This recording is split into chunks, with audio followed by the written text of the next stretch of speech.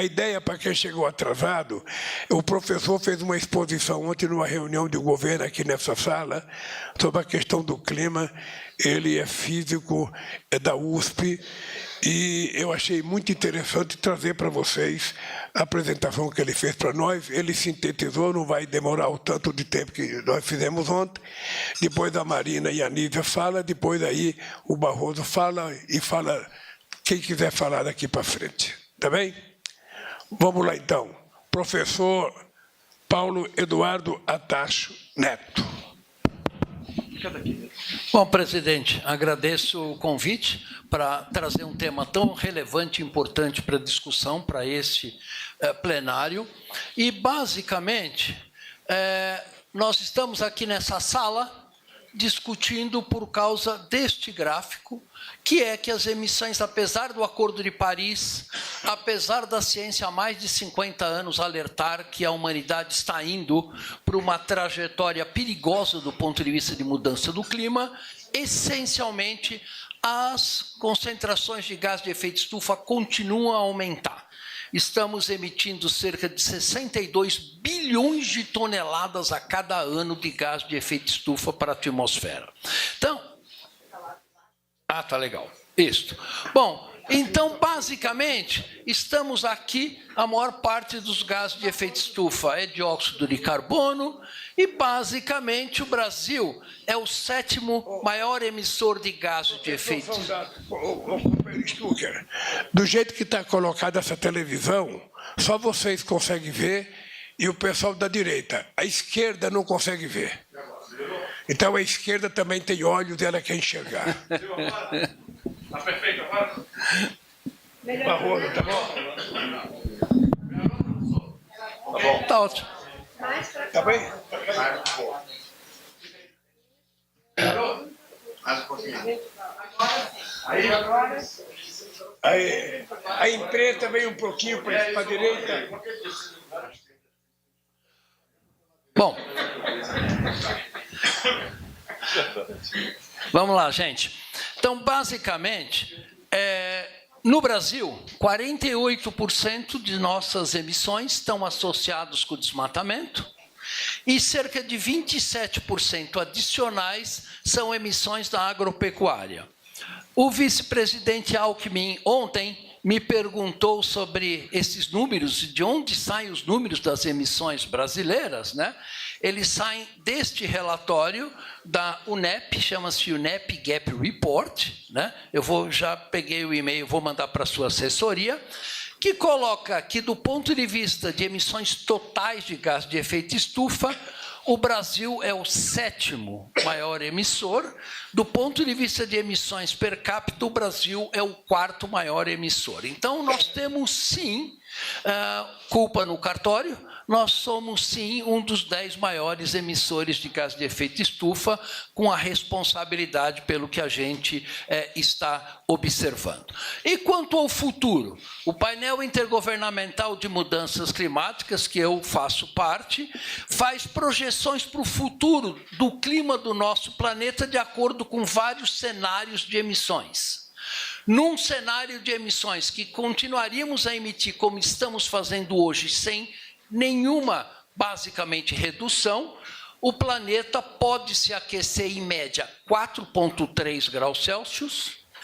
Num cenário de implementação do Acordo de Paris, razoavelmente mediano, um cenário de 3,7 graus de aquecimento, e o Acordo de Paris implementado de uma maneira muito rigorosa, um aumento de temperatura de 2,8 graus Celsius. Então, vejam a gravidade da situação que nós estamos levando não só o planeta, mas também o Brasil, porque, do ponto de vista da distribuição geográfica deste aquecimento, num planeta 3 graus mais quente, as regiões continentais se aquecem mais do que as regiões oceânicas. O oceano é 75% da área do nosso planeta, e no caso de um cenário de 3 graus, o Brasil se aqueceria da ordem de 4 graus a 4,5 graus de temperatura em média. isto vai ter um impacto enorme sobre os nossos ecossistemas, sobre a quantidade de chuva, sobre a saúde da população e assim por diante. Mas o clima, além de ser temperatura, também temos alteração no padrão de chuva. E aí é que é uma questão chave para o Brasil, com uma economia que basicamente depende do agronegócio. Os modelos climáticos prevêem que a parte central e a parte da Amazônia vai ser muito mais seca do que ela tem sido nos últimos 30, 40, 50 anos, né? E vai chover mais no sul do Brasil, Rio Grande do Sul, Florianópolis, Santa Catarina e assim por diante. Então, vejam que um cenário onde redução de precipitação de 30% a 40% na área do Cerrado, onde hoje temos o agronegócio estruturado, está sendo previsto por, basicamente, todos os modelos climáticos. Isso também é previsto pela Embrapa, né? Isso daqui é uma publicação da Embrapa de 2019, que mostra desde a década de 80 o avanço das regiões com alto índice hídrico ou muito alto índice hídrico. Veja o que acontece nessa década, essa região atingindo Tocantins, Goiás, Mato Grosso, e na próxima década atingindo até a região de Rondônia. Então, oi? Alto déficit hídrico, muito alto déficit hídrico ou alto déficit hídrico. Então, o que a gente observa é que o Cerrado e a Amazônia já estão se tornando mais secos, né? Um dos eventos que associa com essas queimadas. Análises do MAP Biomas Água, né? Feitas recentemente, mostram que 76% dos municípios do Cerrado perderam superfície de água nos últimos 30 anos, sendo que uma fração grande deles perderam até 75% da água. Então, isso são dados de várias fontes diferentes, de resultados de modelagem, resultados de medidas, e todas convergem para a mesma questão. Outro aspecto das mudanças climáticas globais é o aumento de eventos climáticos extremos, como nós vimos no Rio Grande do Sul, como estamos vendo com a seca de 2023 e 2024 na Amazônia, e eles já aumentaram por fator 4 desde a década de 80 do século passado, né? E eu enfatizo que isso é muito bem previsto pela ciência, porque o relatório do painel brasileiro de mudanças climáticas que fizemos em 2011 já mostrava que o Rio Grande do Sul era uma região que poderia sofrer muito mais eventos climáticos extremos e grandes cheias, e que é efetivamente o que a gente está observando agora, né? Mesmo se você vai para uma escala urbana, nós temos que cuidar das nossas cidades, né? Você vê que a cidade de São Paulo, a precipitação está aumentando levemente, desde 1935, mas o número de dias de chuva que chove mais de 100 milímetros, ou seja, uma chuva muito forte, multiplicou por 4 nesse período. Então, quando chove, chove muito mais intenso, o que é ruim para as cidades, é ruim para a agricultura e é ruim para os ecossistemas, né? Bom, e o futuro dos eventos climáticos extremos, né? Os modelos climáticos prevêem que um evento que ocorria a cada 50 anos no início do século passado vai se tornar 39 vezes mais frequente e vai ser 5 vezes mais intenso. Então, basicamente, o que a gente está observando, esse crescimento de eventos climáticos extremos, e é importante perceber, nós estamos vendo o início deste processo. Ele vai se agravar conforme o aquecimento vai se agravando, e o nosso país tem, obviamente, que se preparar para isso, né? Falando um pouco da questão amazônica, né? A Amazônia é chave para a questão das mudanças climáticas por várias razões.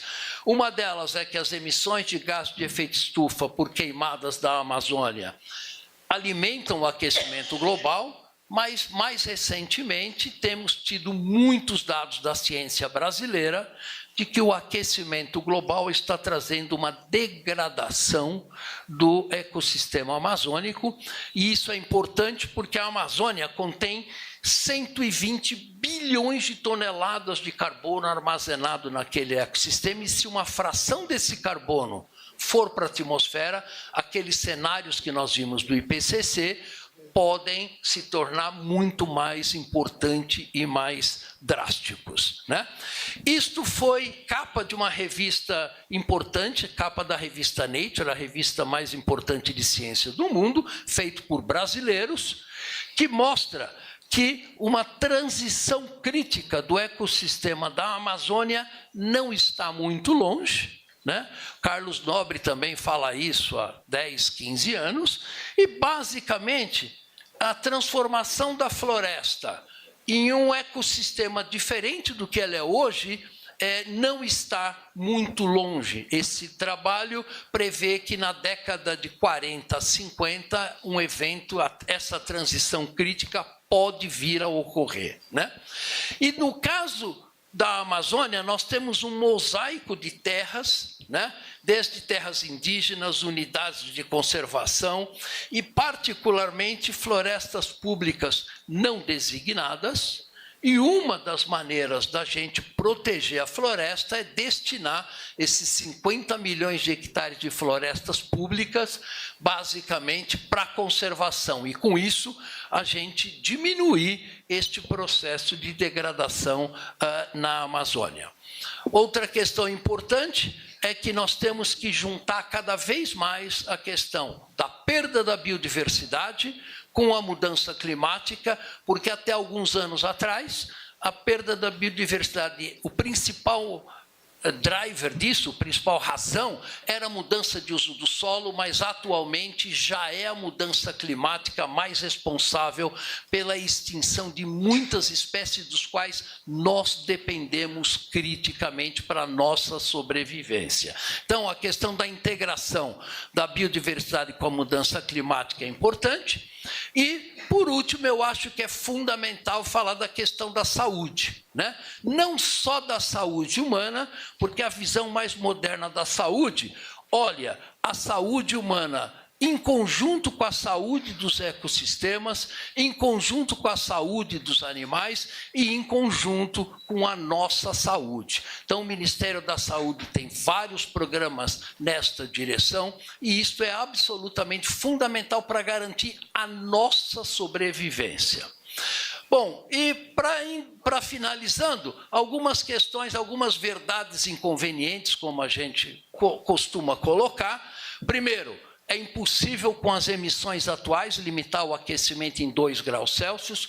2024 vai ser o primeiro ano que nós vamos ultrapassar o objetivo do Protocolo de Paris, que é limitar em 1,5 graus, e limitar 2 graus vai ser impossível. A gente está indo para uma trajetória de um aumento de 3 a 3,5 graus ao longo desse século. Quando isso vai acontecer exatamente vai depender do nosso esforço de reduzir emissões ao longo das próximas 2 ou 3 décadas. Importante saber que regiões tropicais como o Brasil vão ser as regiões mais fortemente impactadas pela mudança climática, né? Então, a mudança climática não vai afetar a Suécia, a Noruega, Canadá ou o Brasil igualmente. Os países tropicais vão ser os mais prejudicados, incluindo nós. A saúde humana e a saúde dos ecossistemas vão ser fortemente impactados, isso não há hoje qualquer dúvida em relação a essa questão. Em relação à perda de biodiversidade, a gente vai extinguir milhares de espécies ao longo deste século. E, por último, produzir alimentos para cerca de 10 bilhões de pessoas em 2050, nesse clima em mudança, não vai ser uma tarefa trivial para a humanidade como um todo, né? Bom, e falando das oportunidades únicas que o Brasil tem, primeiro, o Brasil é o país que tem a maior possibilidade de redução de gás de efeito estufa. Lembra, 48% das nossas emissões vêm do desmatamento. de uma maneira muito rápida, de uma maneira muito eficiente, com custo baixo e com muitos co-benefícios de preservação da biodiversidade. Então, a gente deveria aproveitar essa oportunidade. A gente também tem um potencial de geração de energia solar e eólica que nenhum outro país sequer chega perto da gente, né? Compara com a Alemanha, compara com os Estados Unidos, nós temos uma vantagem estratégica extraordinária nessa questão. Nós temos um programa de biocombustíveis, que é único no nosso planeta, extremamente eficiente, né? E a gente tem um potencial de sequestro de carbono com geração de renda para a população desfavorecida do nosso país, através de um mercado de carbono que beneficie a população local, que também pode trazer ou contribuir muito para a erradicação da pobreza no nosso país.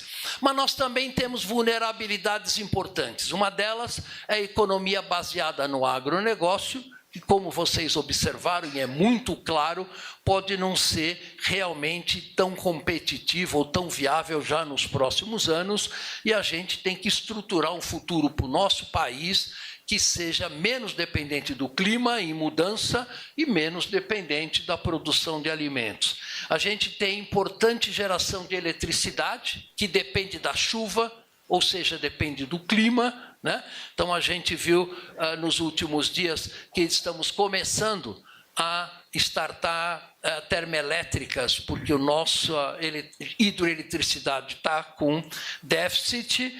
A gente tem 8.500 quilômetros de área costeira que são vulneráveis ao aumento do nível do mar. O nível do mar está previsto para aumentar alguma coisa da ordem de 1 metro a 1,5 metros ao longo deste século. Isso vai afetar todas as nossas cidades costeiras, e o Nordeste brasileiro, que era uma região semiárida, pode vir a se tornar uma região árida. Então, isso é uma preocupação que o Brasil tem que começar a pensar hoje para ações para as próximas décadas nessa direção. E, finalmente, alguns possíveis caminhos que a gente pode tomar para minorar essa questão. Primeiro, eliminar o desmatamento da Amazônia e dos demais biomas, né, até 2030, e isso inclui eliminar todos os desmatamentos legais e ilegais. E é importante lembrar que o Código Florestal foi feito e desenhado, né, em conjunto com o Congresso Nacional antes de termos essa situação atual de emergência climática. Então, a gente tem que começar a pensar nessa nova realidade do clima que se coloca, talvez refazendo o Código Florestal. Temos que, obviamente, como o presidente Lula colocou, ter ações efetivas no combate aos crimes ambientais, em particular na Amazônia. A gente tem que seguir uma trajetória, né, temporal de basicamente acabar com a exploração de petróleo no Brasil e usar esse protagonismo na COP30 e nas próximas COPs, para pressionar os demais países aí nessa mesma trajetória, porque senão isso só vai intensificar as questões que a gente colocou. E a gente pode acelerar a transição energética com investimentos maciços em energias renováveis, como geração solar e eólica, biomassa, produção de hidrogênio verde, e tornando o Brasil um líder mundial em energias baratas e sustentáveis. Isso é um cenário absolutamente viável e nenhum outro país tem tantas oportunidades que nem a gente. E, obviamente, acelerar o programa de agricultura e pecuária de baixo carbono, que a Embrapa está fazendo e que é absolutamente necessário para o país, né? Então, basicamente, a gente também pode investir fortemente em estratégias de adaptação climática. Como vocês viram, nós temos vulnerabilidades importantes na Amazônia e em várias outras regiões. Temos que se adaptar ao novo clima. O clima já mudou e vai continuar mudando nos próximos anos e nas próximas décadas.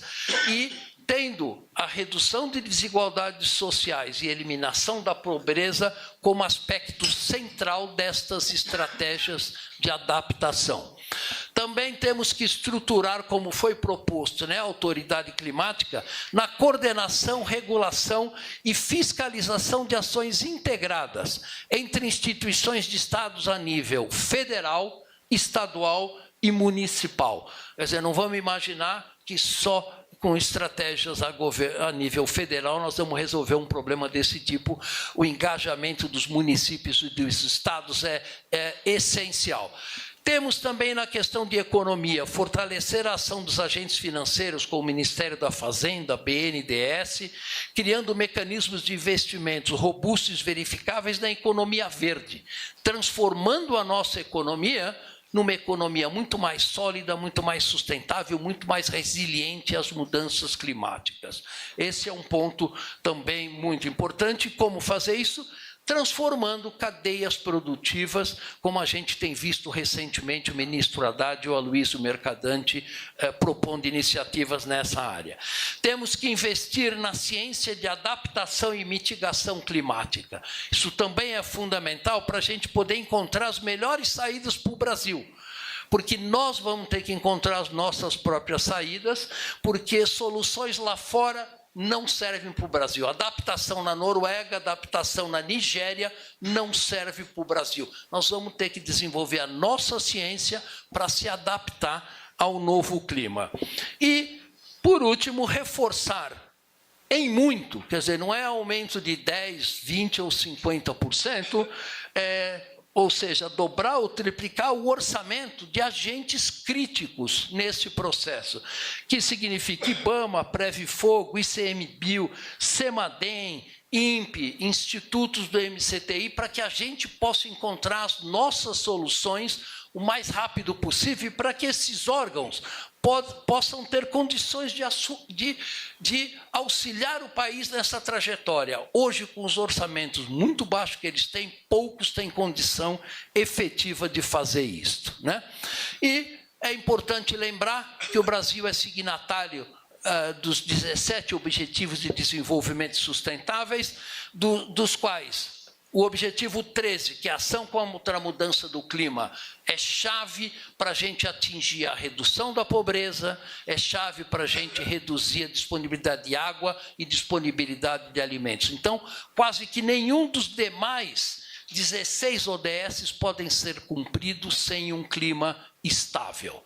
E eu deixo uma mensagem de que, como humanidade, é fundamental a gente evitar um colapso do sistema climático global, e esse colapso pode não estar muito longe, E o Brasil, com a sua localização tropical, é um dos países que vão mais ser afetados pelas mudanças climáticas, e a gente tem que preparar a nossa sociedade para isso. Obrigado pela atenção, gente.